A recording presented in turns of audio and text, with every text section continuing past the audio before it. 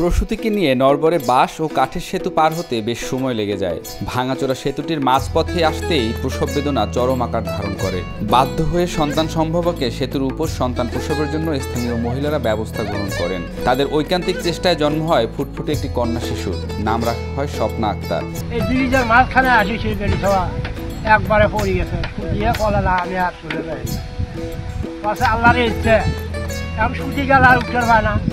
পরবর্তী কাপড় দিয়ে গামছা দিয়ে সব ঘেরাও করে দিয়ে তারপর ওই বেড়ি সব মাল চাকি দিলে সাথে আসছি, তারা সাথে খাইয়ে ওখানে বাচ্চা প্রসব করিয়ে।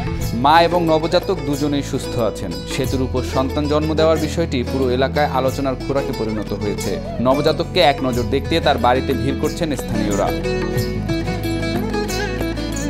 প্রায় 15 বছর আগে বন্যায় ভেঙে যায় সড়কের একাংশ।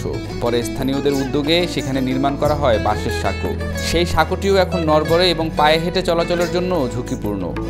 মাঝিপাড়া, মণ্ডলপাড়া, খাটিয়ামারির সুতিরপাড়া এলাকার এই সেতুটি দীর্ঘদিনেও সংস্কার করা হয়নি। ওই সেতু দিয়েই প্রসূতিকে নিয়ে উপজেলা স্বাস্থ্য কমপ্লেক্সে যাচ্ছিলেন বিলকিস খাতুন এবং তার স্বজনরা। আমার ননদ সকাল 10টার সময় ব্রিজ দিয়ে নিয়ে যেতে আসি, ওই মুহূর্তেই ভাঙ্গা ব্রিজ পা বাজি গেছে। ওই জায়গায় যেতে অনেক সমস্যা হয়েছে।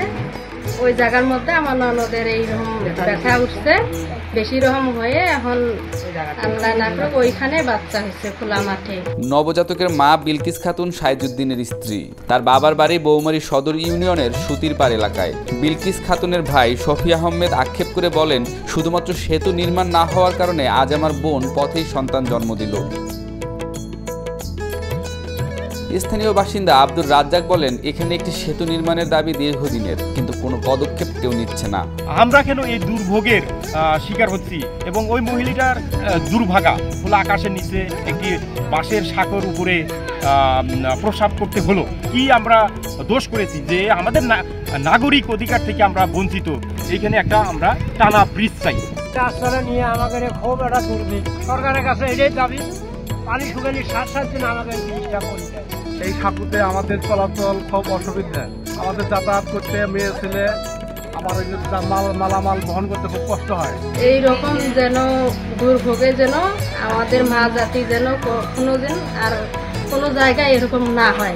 ঘটনার সত্যতা স্বীকার করে শোলমারী ইউনিয়ন পরিষদের চেয়ারম্যান নজরুল ইসলাম বলেন, কিছুদিন আগে বাঁশের সাঁকোটি ভেঙে যায়। সেই সেতুতে এক প্রসূতি সন্তান জন্ম দিয়েছে। সেতুটি দ্রুত মেরামতের কাজ চলছে।